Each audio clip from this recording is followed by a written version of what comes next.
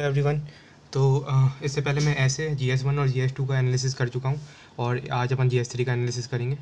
तो थोड़ा लेट हो गया ये वीडियो बनाने में, लेकिन ठीक है। मैंने थोड़ा एनालिसिस किया है खुद से और फिर मैंने देखा कि कहाँ से जो अपन ने PYQ का एनालिसिस किया था उसमें से कितने क्वेश्चन आए हैं और कितने नहीं आए हैं, तो वो भी अपन देखेंगे। ठीक है, ब्रेनस्टॉर्म करेंगे अपन जितने भी क्वेश्चन आए हैं।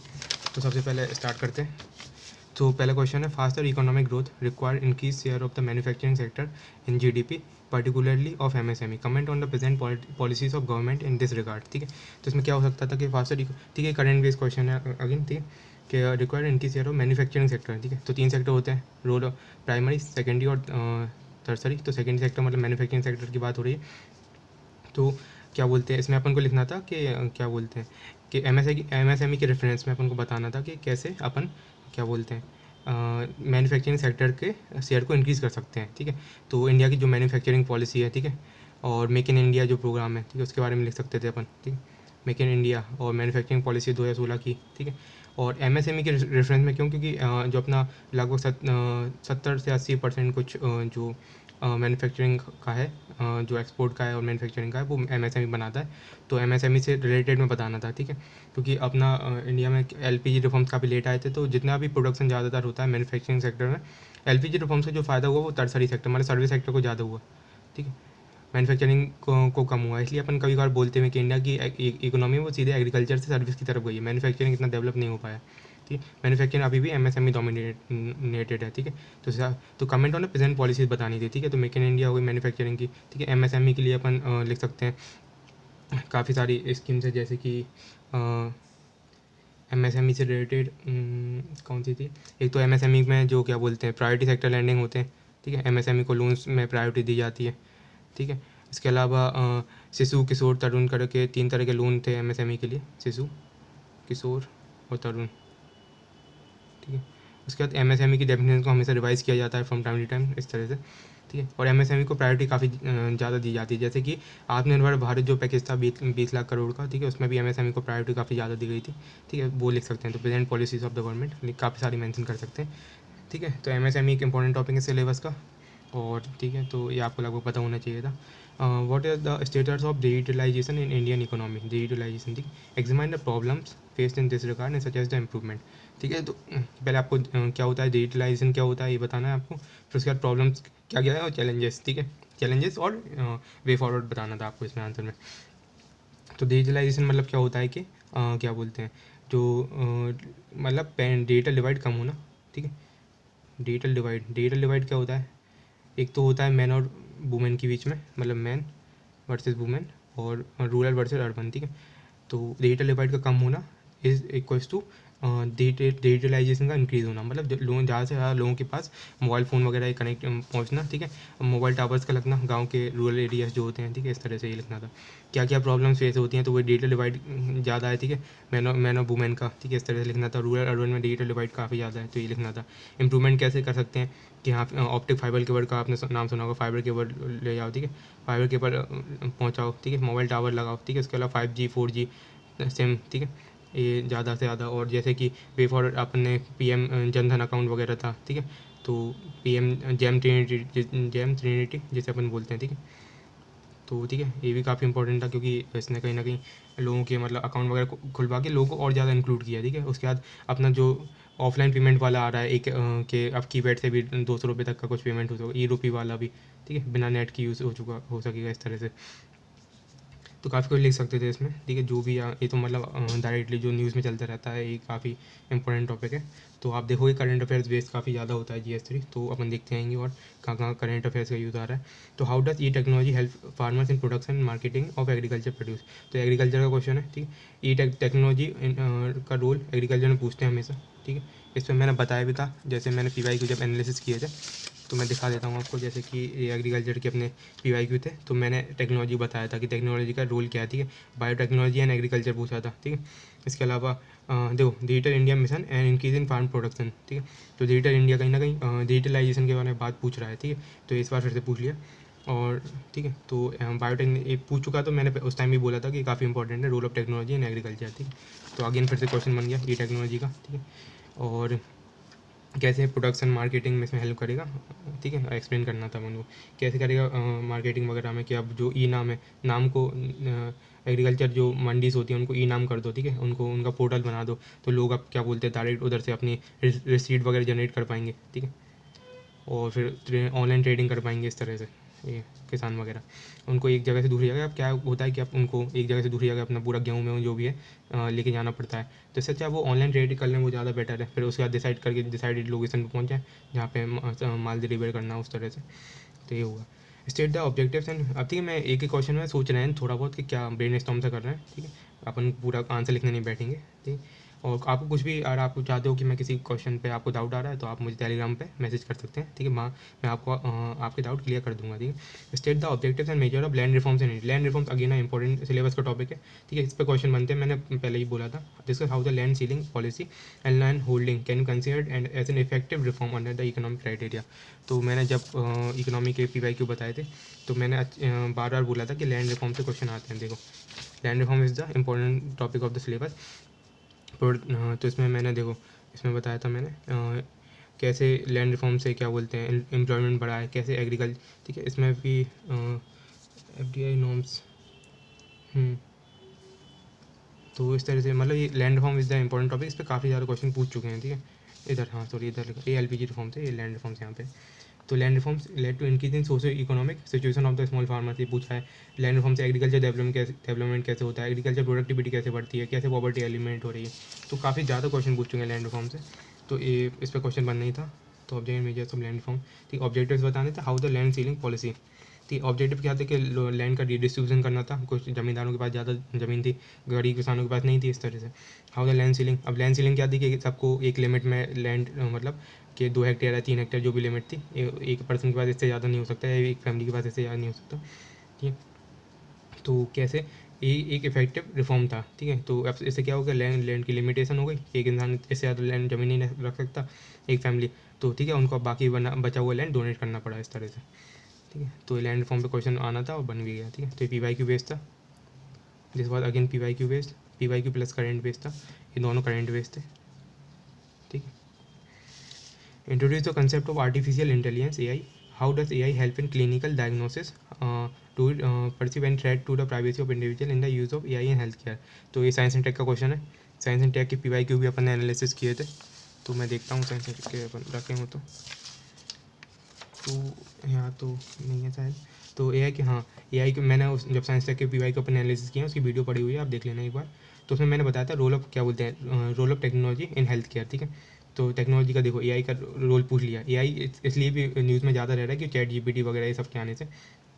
तो कैसे अब क्या बोलते हैं अब धीरे धीरे कैसे मशीन्स डोमिनेट कर रही हैं ह्यूमन वर्ल्ड को, ठीक है। तो AI का क्या है रोल कि कैसे क्लिनिकल डायग्नोसिस में हेल्प करता है, और क्या ऐसे कुछ प्राइवेसी को थ्रेट हो सकते हैं। तो आप लिख सकते हैं एम्स पे अभी साइबर अटैक हुआ था, ठीक है, जिससे काफ़ी 4 करोड़ हेल्थ रिकॉर्ड कॉम्प्रोमाइज़ हो गए थे, ठीक है। तो ये लिख सकते हैं कैसे ये मतलब प्राइवेसी को अफेक्ट कर रहा है इस तरह से। और आयुष्मान भारत मिशन जो डिजिटल मिशन है उसके बारे में लिख सकते हैं आप। तो काफ़ी ज़्यादा मतलब ये मतलब कैसे पहले तो AI के बारे में बताना था और कैसे वो मतलब मेडिकल फील्ड में हेल्प कर रहा है और क्या इससे थ्रेट है मतलब प्राइवेसी को, ठीक है, वो अपन को बताना था। तो वो ये AI की डेफिनेशन देते हैं इसमें, और कैसे हेल्प करता है। तो आप लिख देते कि आप ये मतलब डिजिटलाइजेशन ऑफ हेल्थ रिकॉर्ड, ठीक है। अब पहले ऐसा होता है कि आपको हर बार डॉक्टर के पास पर्चा लेके जाना पड़ता है, इससे अच्छा आप पूरा मतलब जो हेल्थ रिकॉर्ड है पूरा डिजिटल हो, तो आप कुछ नहीं आप अपना नंबर ID दे देंगे, बस वो डॉक्टर एसेस कर लेगा इस तरह से। क्या हो सकता है, साइबर थ्रेट हो सकते हैं, ठीक है, अटैक हो सकता है, साइबर अटैक्स हो सकते हैं, हेल्थ रिकॉर्ड कॉम्प्रोमाइज़ हो सकते हैं इस तरह से। जिसका the several ways in which the micro organism can help in meeting the current fuel shortage, ठीक है। ये बायोफ्यूल पे क्वेश्चन आना था और आ भी गया। तो बायोफ्यूल अपन ने शायद लिखा हो कहीं पे, biofuel is a important theme, ठीक है। तो food processing, banking, MSME changes, हाँ तो बायोफ्यूल, ऑर्गेनिक फार्मिंग वगैरह, हॉर्टिकल्चर, ठीक है। क्रॉप, इसके अलावा क्रॉपिंग पैटर्न, हाँ चेंजेस इन क्रॉपिंग पैटर्न भी क्वेश्चन आया है, मैं दिखाता हूँ, ठीक है। तो बायोफ्यूल फ्यूल तो काफ़ी यार न्यूज़ में भी रहता है, इथेनॉल ब्रांडिंग आपने सुना होगा ईथू ब्लेंडिंग की वजह से, ठीक है। और उसके अलावा क्या बोलते हैं अपन को अपना क्या बोलते हैं फ्यूल इंपोर्ट कम करने हैं, ठीक है, ऑयल इंपोर्ट कम करने हैं, तो अपन को बायोफ्यूल काफ़ी ज़्यादा मतलब वो करना है, बढ़ाना है बायोफ्यूल की प्रोडक्शन। ठीक है। तो क्या होता है, अपना जो शुगर केन होते हैं, शुगर केन में अब शुगर केन से का यूज़ करके बायोफ्यूल बनता है, तो शुगर केन को अपन डाइवर्ट कर देते हैं बायोफ्यूल बनाने के लिए। ठीक है। तो वो प्राइमरी हो जाएगा, नहीं 2-3 तरह के बायोफ्यूल होते हैं, तो ये प्रीलिम्स और मेंस में आते हैं, तो ये इंपॉर्टेंट है। ठीक है।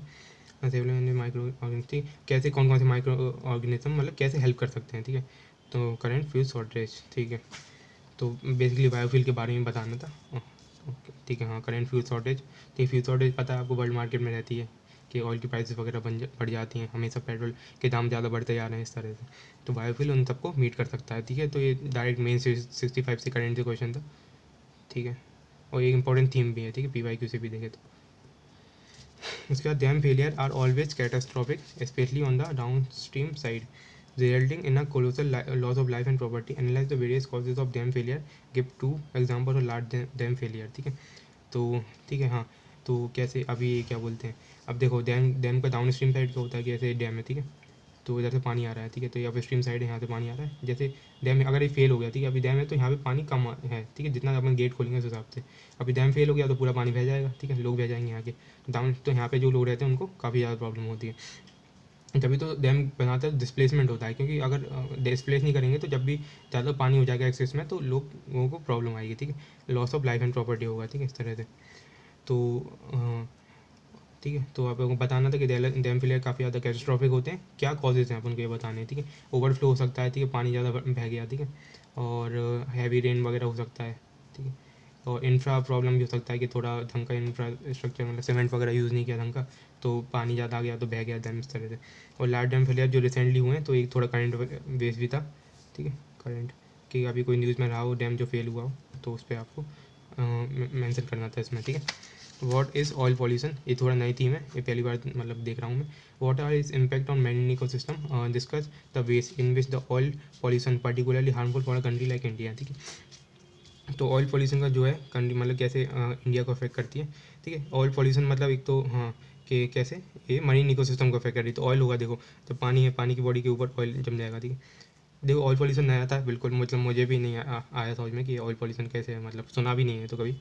तो ये ऊपर जब ऑयल जम जाएगा, लेयर जब जमे मतलब ऑयल अगर फैल गया मतलब पानी में, तो ऊपर पानी की ऑयल की लेयर जम जाएगी, तो उससे क्या होगा कि नीचे क्या बोलते हैं ऑक्सीजन की कमी हो जाएगी। ठीक है, तो BOD और COD कम हो जाएगा, मतलब सॉरी BOD नहीं, ऑक्सीजन कम हो जाएगा मतलब नीचे वाले ऑर्गेनिज्म में, तो उनकी मरीन लाइफ को काफ़ी ज़्यादा इफेक्ट होगा। ठीक है, marine life will be impacted. ठीक है, जैसे फिशेस वगैरह है उनको तो क्या बोलते हैं, जैसे डॉल्फिन वगैरह है वो तो ऊपर पानी के ऊपर आ जाती हैं, लेकिन कुछ कुछ फिश हैं जो पानी के अंदर थ्रू देयर फिन्स दे जो सांस लेती हैं। ठीक है, तो उनको ज़्यादा काफ़ी इम्पेक्ट होगा।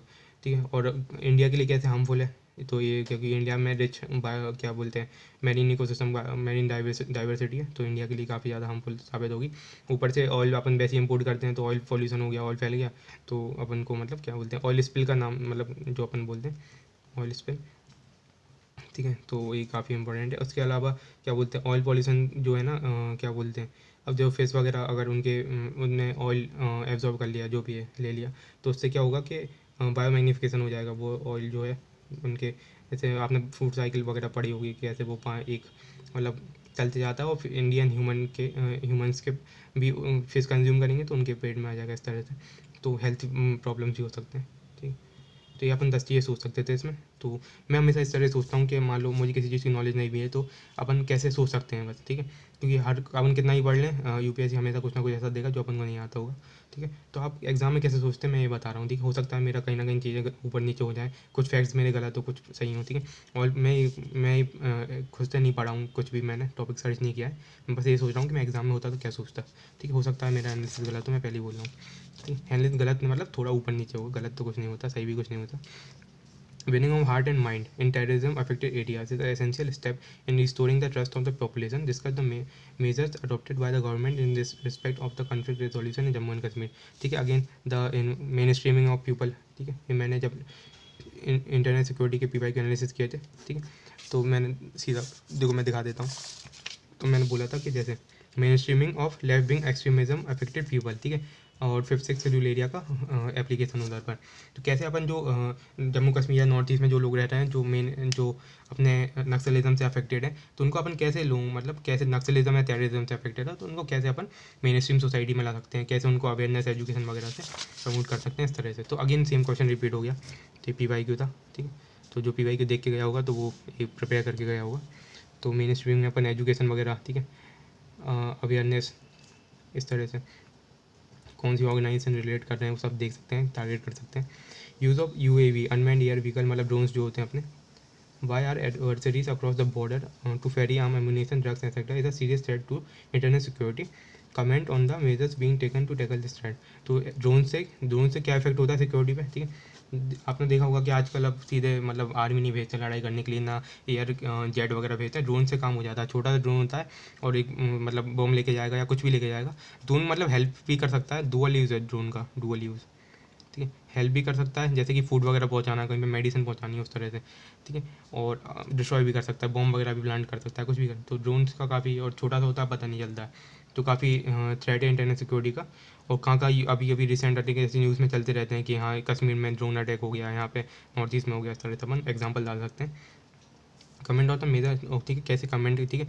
अब जैसे अपना क्या बोलते हैं, अपना जैसे कि ड्रोन का क्या बोलते हैं, ड्रोन जैसे जो ड्रोन रिसेप्टर जो होते हैं, ठीक है, ड्रोन टैकलिंग और ड्रोन आइडेंटिफायर, मतलब सेंसर जो होते हैं, तो क्या होते हैं कि मतलब वो देख लेते हैं ड्रोन आ रहा है कि नहीं टेरिटरी में, ठीक है। तो इंडिया क्या बोलते हैं, इसराइल वगैरह से कहीं से क्या बोलते हैं ड्रोन और ड्रोन की सेंसर टेक्नोलॉजी इंपोर्ट कर रहा है, ठीक है, इस तरह से।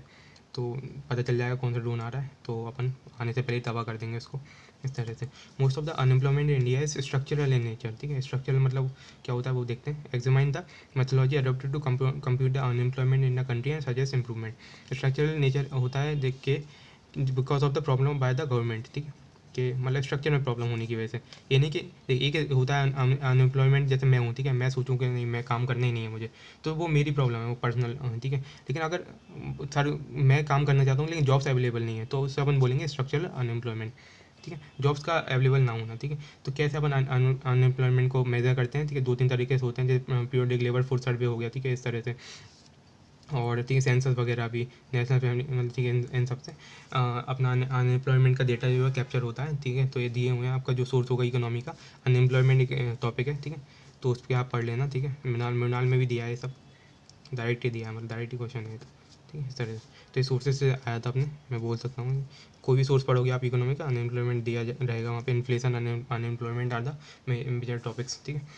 तो मृणाल के पिलर 4 में दिया है, ठीक है, तो आप देख सकते हो इसे जाके।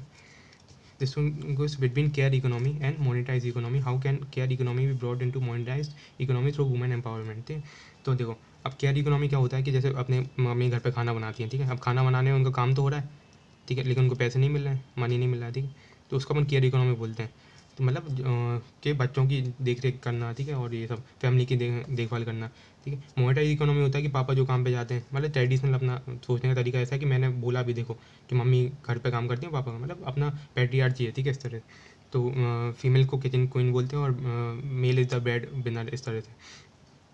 तो मोनेटाइज इकोनॉमी मतलब जो काम जाते हैं इससे अपन को पैसा मिलता है, ठीक है, ठीक है। तो कैसे अपन को जो केयर मतलब जो मम्मी घर पे काम कर रही है, ठीक है, कैसे उनको एम्पावरमेंट करें और कैसे उनको उनको मतलब मोनेटाइज इकोनॉमी में लाएं, ठीक है। और मान लो 50% ऑफ द पॉपुलेशन इंडिया की वूमेन है, ठीक है, अगर सब वूमेन घर पे काम करेंगे, उनको पैसा नहीं मिलेगा, तो ऑब्वियसली इकोनॉमी में इफेक्ट होगा कि 50% पॉपुलेशन तो काम कर ही नहीं रही है ना, ये दिक्कत है हमेशा। तो उस तरह से उनको कैसे ला सकते हैं, ठीक है, एम्पावरमेंट, एजुकेशन, ठीक है। आप देखो कि एजुकेशन कम है तो वुमेन भी रिलक्टेंट हो जाती हैं जॉब करने के लिए, ठीक है, अवेयरनेस नहीं है, ठीक है, कुछ कुछ जगह तो कि वुमेन ने कि सोच ही नहीं पा रहे हैं कि मतलब जॉब भी कर सकते हैं, ऐसा कुछ इस तरह से, ठीक है। Explain the changes in cropping pattern in India in the context of changes in consumption pattern and market condition. Again बिल्कुल एज इट इस क्वेश्चन रिपीट हुआ है, मैं अभी ये बता रहा था, ठीक है। तो ये अपना एग्रीकल्चर है, तो एग्रीकल्चर में देखो जब अपन डिस्कस कर रहे थे, अपन अच्छे से इसे डिस्कस किया था अपन ने, PYQ की आप देख लेना वीडियो जाके प्ले लिस्ट में जाके। तो इसमें ऐसा है कि मैंने जब बताया था, तो हाँ देखो चेंजेस इन क्रॉपिंग पैटर्न, ठीक है, कैसे अपन राइस बीट से अब मिलेट की तरफ बढ़ रहे हैं, ठीक है, और पल्सेस की तरफ अपन फोकस कर रहे हैं, ठीक है। तो एक चेंजेस इन क्रॉपिंग पैटर्न है। Indian system was rice wheat system, ठीक है, इस पर ही क्वेश्चन आ चुका है, ठीक है। तो बिल्कुल PYQ से रिपीटेड क्वेश्चन है, तो PYQ बहुत ज़्यादा इंपॉर्टेंट है। GS3 में आपको समझ में आएगा कि पूरे पेपर में PYQ प्लस करेंट अफेयर्स जिसने कर लिया, PYQ प्लस करेंट, ठीक है, तो उसका काम हो जाता है। और थोड़ा थिंकिंग स्किल चाहिए होती है, ये थिंकिंग तो सब में चाहिए होती है, खैर, ठीक है, ठीक है। क्रॉपिंग पैटर्न की चेंज हो रहा है इन चेंज इन कंजम्पशन पैटर्न, ठीक है। कंजम्पशन पैटर्न कैसे चेंज हो रहा है कि पहले देखो इंडिया गरीब देश था, ठीक है, उसके बाद LPG रिफॉर्म्स वगैरह आए, तो अब क्या हो रहा है कि मिडिल क्लास बढ़ रही है, ठीक है, लोग मतलब ठीक है इनकम बढ़ रही है, तो अब लोग थोड़ा खाने पीने के तरीके भी बढ़ा रहे हैं, थोड़ा अच्छा खा रहे हैं, ठीक है। तो क्रॉपिंग पैटर्न, ठीक है, अब लोगों को चाहिए भाई प्रोटीन चाहिए, पल्सेस चाहिए, ठीक है, ठीक है, इस तरह से तो पल्सेस का ग्रोथ बढ़ गया, वेजिटेबल्स जो अच्छी अच्छी, ठीक है, जैसे कीवी में भी खा रहे हैं बाहर से इम्पोर्ट करके फ्रूट्स, तो इस तरह से। और मार्केटिंग कंडीशन मतलब ऐसा है कि मार्केट भी किसको सपोर्ट कर रहा है, ठीक है, माना कि राइस भी सस्ता है लेकिन लोगों की डिमांड और सारे फूड फूड पे हो रही है, ठीक है, इस तरह से। तो मिलेट के बारे में लिख सकते थे, मिलेट का इंटरनेशनल ईयर ऑफ मिलेट है, गवर्नमेंट भी मिलेट को प्रमोट कर रही है, इस तरह से। What are the direct and indirect subsidies provided to farm sectors in India? Discuss the issues raised by the WTO in relation to the agriculture subsidy. WTO again मैंने बोला कि across the paper WTO काफ़ी important theme है, ठीक है। IR में जो GS2 है उसमें भी WTO पूछा जा चुका है बहुत बार, ठीक है, और GS3 में अगेन इंपॉर्टेंट है। तो मैंने ये बताया भी था शायद कि WTO एक सेकंड दिखाता हूँ। तो जैसे कि इंडियन सिक्योरिटी,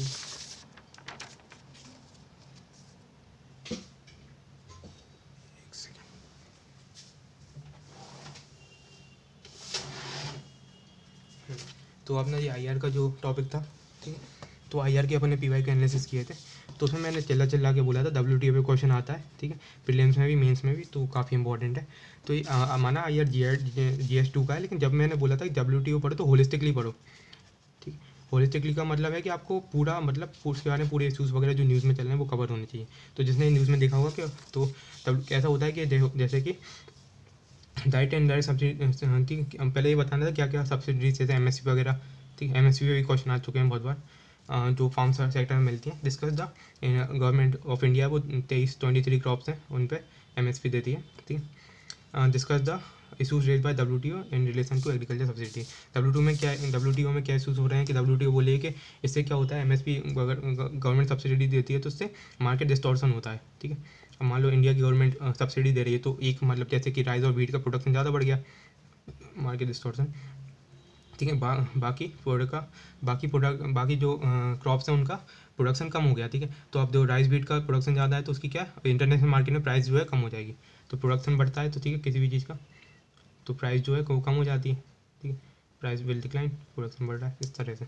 तो ये WTO में बाकी कंट्रीज बोलती हैं कि यार हम तो मतलब ऐसे हम भी सब्सिडी देने लगेंगे तो इस तरह से पूरा मार्केट डिस्टॉर्ट हो जाएगा, इस तरह से, ठीक है। तो ठीक है, तो इस पर WTO में काफ़ी कंसर्न उठते रहते हैं, तो उसमें काफ़ी एक्सपोर्ट क्लोज वगैरह भी साइन हुआ है, दोहा एग्रीमेंट वगैरह। आप तो आप ये सब देख लेना WTO के जितने भी इशूज़ हैं, ठीक है। The adoption of electric vehicle is rapidly growing world wide. How do electric vehicles contribute to reducing carbon emission and what are the key benefits they offer compared to traditional combustion engine? तो पहले ये बताना था कैसे grow हो रहा है, उसके बाद बताना था कैसे कार्बन इमिशन कम कर रहा है इलेक्ट्रिक व्हीकल और क्या बेनिफिट्स हैं, ठीक है। तो ये क्यों आया फेम इंडिया मिशन, तो आपको सुना ही होगा, फेम इंडिया मिशन जो है फेम सेकंड पार्ट भी आ गया है इसका। तो इलेक्ट्रिक व्हीकल के उनको क्या बोलते हैं प्रोडक्शन वगैरह को बढ़ाने के लिए अब जो भी ऐसे बहुत सारी कार कंपनीज हैं, जो ओला वगैरह भी, तो ओला इलेक्ट्रिक ला रहा है, ठीक है। हर कोई मतलब इलेक्ट्रिक उसकी तरफ मूव कर रहा है, ठीक है, जितने भी। तो कैसे मतलब ये कार्बन इमिशन कम करेंगे, ठीक है, इलेक्ट्रिक कार है तो दिल्ली में भी आप देखो पॉल्यूशन ज़्यादा हो रहा है तो ई रिक्शा चलने लगे काफ़ी ज़्यादा, इस तरह से। तो इसलिए काफ़ी मतलब इस पर फोकस किया जा रहा है, क्या बेनिफिट्स हैं, ठीक है, वो ये पॉल्यूशन वगैरह कम होगा और ठीक है, और कंपेरेटिवली चीप होते हैं, ठीक है, एक बार खरीद लो फिर क्या है मतलब पेट्रोल नहीं डलवाना बार बार, पेट्रोल वैसे ही महंगा है, ठीक है, डीजल महंगा है, इस तरह से। तो लिख सकते थे काफ़ी कुछ इसमें। What are the main task of India's third moon mission, ठीक है, चंद्रयान 3 में बोल रहा था चिल्ला के चंद्रयान 3 कर लेना, और चंद्रयान 3 पूछ लिया, ठीक है, क्योंकि स्पेस मिशन में क्वेश्चन आ चुके हैं, साइंस टेक के मैंने PY के एनालिसिस किए, तो उस पर आप वीडियो देख लेना। Chandrayaan 3 was important theme and is important theme, ठीक, अभी भी हो सकता है कि अगली साल फिर पूछ लें। तो चंद्रयान 3 पूछ लिया, विच को not be achieve by the earlier mission, list the countries which have achieve this task, सारी कंट्रीज बतानी थी। Introduce the sub system in spacecraft, ठीक है, ये काफ़ी फैक्चुअल भूल लिया है। Spacecraft launch and explain the virtual launch control center at the Vikram Sarabhai Space Center which contributed to the successful launch from Sriharikota। तो मतलब सब कुछ भूल लिया इसमें चंद्रयान 3 के बारे में, फैक्चुअल ज़्यादा है, ठीक है। तो ये करंट में का तो है ही, लेकिन जिसने भी ये फैक्ट्स थोड़े रट लिए होंगे क्योंकि करंट में सबको पता है लॉन्च हो गया, अब हर चीज़ इसमें कि वर्चुअल लॉन्च कंट्रोल सेंटर के बारे में पूछ लिया, ठीक है, पर्टिकुलरली कौन कौन सी कंट्रीज़ पहले जा चुकी हैं जैसे कि US रसिया वगैरह, इस तरह से। तो काफ़ी मतलब अच्छा क्वेश्चन था मतलब ये। तो मतलब ये चंद्रयान 3 पे भी काफ़ी कॉम्प्लिकेटेड दिया था, न्यूज़ में तो था ही, और उसमें ही कॉम्प्लिकेशन बता दी। पहले मिशन क्यों फेल हुए थे कि अपना लैंडर लैंड नहीं कर पाया था, तो वो बताना था, ऑर्बिटर और तो ऑर्बिट कर ही रहा था, ठीक है। तो ये काफ़ी ऐसा ही क्वेश्चन लगा मुझे, करंट बेस्ड था। और मैंने बोला भी था PYQ एनालिसिस के टाइम पे, आप साइंस टेक के PYQ में जाके देखो, मैं बार बार बोला था कि चांद्रयान 3 इंपॉर्टेंट है, आ सकता है, ठीक है। तो comment on the national wetland conservation programme initiated by the government of India and name a few India's wetland of international importance including the Ramsar site, ठीक है। तो ये जो प्रोग्राम ही है, ठीक है, इसके बारे में जो गवर्नमेंट ऑफ इंडिया लाई है, इसके बारे में पूछा था, ठीक है। और इसके बाद अभी अभी जो रिसेंटली आपको पता है 75 साल हो गए, तो 75 वेटलैंड रामसर साइट हो गई इंडिया में, ठीक है। तो आपको नाम पता होने चाहिए था, प्रीलिम्स के लिए आपने पढ़ा हो थोड़ा भी, ठीक है। और ये प्रोग्राम ही के बारे में पूछा है, ठीक है। आगे नहीं करंट बेस्ड क्वेश्चन था, ठीक है। तो फिर से मतलब करंट का देखो कितना ज़्यादा GS3 इंपॉर्टेंस है, जो साल भर करंट अफेयर्स पढ़ेगा तो आराम से कर सकता है ये सब चीज़ें, कोई बड़ी बात नहीं है। IPCC पता ही है कितना ज़्यादा भाई न्यूज़ में रहता है। Has predicted a global sea level rise of about 1 metre, what would be its impact in India and the other countries in the Indian ocean region. तो देखो 1 मीटर से अगर पानी बढ़ गया तो देखो इम्पैक्ट और इंडिया तो पूछिए, अदर कंडीशन, ठीक है। तो मेनली किसी की बात करें, बांग्लादेश की अपन, ठीक है। तो सबसे ज़्यादा थ्रेट जो है बांग्लादेश को, क्योंकि अगर तो वो थोड़ा लो लाइंग एरिया है, ठीक है। तो जैसे जैसे पानी बढ़ेगा तो काफ़ी आधे से ज़्यादा बांग्लादेश, मतलब बहुत कुछ पार्ट बांग्लादेश का डूब जाएगा, ठीक है। तो उससे काफ़ी ज़्यादा इम्पैक्ट होगा। इंडिया के जो कोस्टल रीजन है उधर भी काफ़ी ज़्यादा इम्पैक्ट है, ठीक है। और जो अपना वेस्टर्न कोस्ट है वो थोड़ा सबमर्ज कोस्ट है, तो उधर ज़्यादा इम्पैक्ट पड़ेगा एज़ कम्पेयर टू ईस्टर्न, ठीक है। और श्रीलंकन जो आइलैंड नेशन है अपना श्रीलंका, उसको उस पर इम्पैक्ट पड़ेगा, ठीक है। और मालदीव्स डूब जाएगा, ठीक है, इस तरह से। और अभी आप इंडोनेशिया का एग्जांपल दे सकते हो, ठीक है। इंडोनेशिया ने अपनी कैपिटल शिफ्ट कर ली है, ठीक है। जाकर्ता से ईस्ट कलिमंटन हो गई उसकी कैपिटल, ठीक है। तो इस तरह से तो कितना मतलब सारी कंट्रीज पे इम्पैक्ट कहीं ना कहीं पड़ेगा, ठीक है। What are the internal security challenges being faced by India given the role of Central Intelligence and Investigative Agency tasked to counter such threat? ठीक है, तो पूरे ओवरऑल थ्रेट पूछ लिए, ऐसा नहीं कि एक पर्टिकुलर थ्रेट पूछा है। और सेंट्रल इंटेलिजेंस का मतलब कैसे NIA का क्या रोल है, ठीक है, ये बताना था। इन्वेस्टिगेटिव एजेंसी रॉ का क्या रोल है, ठीक है, ये बताना था। और आप बॉर्डर सिक्योरिटी फोर्सेज जैसे BSF CRPF इनका रोल भी बता सकते हो, ITBP, ठीक है। तो काफ़ी सही क्वेश्चन है मतलब, ठीक है। लेकिन ओवरऑल था, अब इंटरनेट सिक्योरिटी चैलेंजेस तो काफ़ी सारे हैं, मतलब बॉर्डर पे फेस हो रहे हैं, ठीक है। साइबर सिक्योरिटी भी चैलेंज है, नक्सलिज्म एक चैलेंज है। तो जो इंटरनेट सिक्योरिटी मेन थीम थी ना, उन पर क्वेश्चन बन गया, नक्सलिज्म इज़ अ चैलेंज, ठीक है। ये ब्रॉड क्वेश्चन आ गया, terrorism is a challenge, border security is a challenge, ठीक है। Cyber security is a challenge, maritime security is a challenge, ठीक है, इस तरह से। तो इंटरनेट सिक्योरिटी का अपन देखें तो जो अपन ने एनालिसिस किया था, हाँ, तो मैंने बताया terrorism, Naxalism, border management, cyber security, ये 4 इंपॉर्टेंट थीम है, ठीक है। इधर से क्वेश्चन बनते हैं, ठीक है। इनसे पहले इनसे क्वेश्चन बनते थे, अब इन पर ही क्वेश्चन पूछ लिया है, तो ये ब्रॉड क्वेश्चन था जिस पर आराम से आंसर कर सकते थे, ठीक है। Give out the major sources of the terror, ठीक है, अगेन ये PYQ बेस्ड था। Give out the major sources of terror funding in India and the efforts being made to curtail these sources, ठीक है। In this light of this also discuss the aim and objective of the No Money for Terror NMFT conference recently held in new Delhi. तो शायद ये interpole की conference थी, किसकी थी, ठीक है। तो इससे क्वेश्चन पूछ लिया, ठीक है। अगेन ये करंट अफेयर्स बेस्ड है, ठीक है। तो जो करंट अफेयर्स थोड़ा तमीज़ से किया गया होगा तो उसका मतलब ये आ गया होगा। Give out the major source of terror funding, ठीक है। टेरर फंडिंग पे क्वेश्चन आ चुका है, मैंने बताया है, ठीक है। Sources of terror funding directly question पूछ चुका है, सेम टू सेम फिर से रिपीट हुआ है। तो ये PYQ प्लस करंट अफेयर्स था, तो पूरा पेपर ही PYQ प्लस करंट अफेयर्स है देखा जाए तो करंट अफेयर्स जो ध्यान से कर लेगा साल भर, तो अभी आप भी पढ़ते हैं जब, तो आप ध्यान रखोगे मतलब कि करंट अफेयर्स मतलब करंट तो आप साल भर पढ़ रहे हो, लेकिन PYQ का ध्यान दो कि होता कि आप पूरा पढ़ोगे कुछ सेंस नहीं, मतलब पूरा एक दो बार पढ़ना होता है, लेकिन फिर उसके बाद आपको PYQ के हिसाब से चीज़ें ध्यान देनी होती हैं। जैसे कुछ जगह हैं जहाँ से क्वेश्चन ज़्यादा पूछेगा ही पूछेगा, ठीक है। इंटरनेट सिक्योरिटी में ये 5 थीम्स है, मैंने बताया 10 से क्वेश्चन आएगा, 10 से आएगा, तो वो आ रहा है, ठीक है। तो major source of terror funding पूछ लिया, ठीक है। और कैसे इसको कम कर सकते हैं, क्या ऑब्जेक्टिव है no money for terror finding conference का, ठीक है, न्यू दिल्ली में जो हुई है, ये करंट का था, तो इसमें तो रटा याद करके लिखना था, ठीक है। तो इस तरह से तो देखा जाए तो पूरा क्वेश्चन अपन पेपर जो है, मैं फिर से बोलूँगा, PYQ प्लस करंट और थोड़ा दिमाग, ठीक है, दिमाग तो होना चाहिए खैर। तो ये तो ऐसा है कि अब देखो अपन जब एनालिसिस कर रहे हैं या अपन घर बैठ के कर रहे हैं, तो अपन को चीज़ें बोलने में काफ़ी आसान लगता है कि अरे ये तो हो जाता है, ये तो हो जाता है, ठीक है। लेकिन जो वहाँ पे दिया है उसको ज़्यादा बेटर पता रहता है, ठीक है। तो मैं ये नहीं बोला कि हो जाता है, लेकिन अपन को ऑब्वियसली अपन को ये करना है कि अपन क्या कर सकते हैं, ठीक है। तो ऐसे प्रीलिम्स इस बार कुछ भी बहुत अजीब आया था, ठीक है। तो ये नहीं कि हाँ उस टाइम पता है, जो उस टाइम दिया होगा उसको प्रॉब्लम फेस हुई होगी, वो मानते हैं, ठीक है। अपन को क्या है, अपन को सीखना है, सीखते रहना है ऑब्वियसली। जब अपना अटेम्प्ट देंगे तो अपन को UPSC के चेंज होने के हिसाब से चेंज होना है, ठीक है। तो ये सब है अपना, तो अपन ने एनालिसिस किया, आप पुराने एनालिसिस जाके देख लो सब, GS4 का एनालिसिस और मैं करके डाल देता हूँ, ठीक है। So thank you so much for watching this video, और टेलीग्राम चैनल आप ज्वाइन कीजिए, कुछ भी डाउट हो कैसा भी, अपने आंसर वगैरह भी वैल्यूएट कराने हो आपको, तो आप टेलीग्राम पे मुझे भेज सकते हैं। Okay, thank you so much.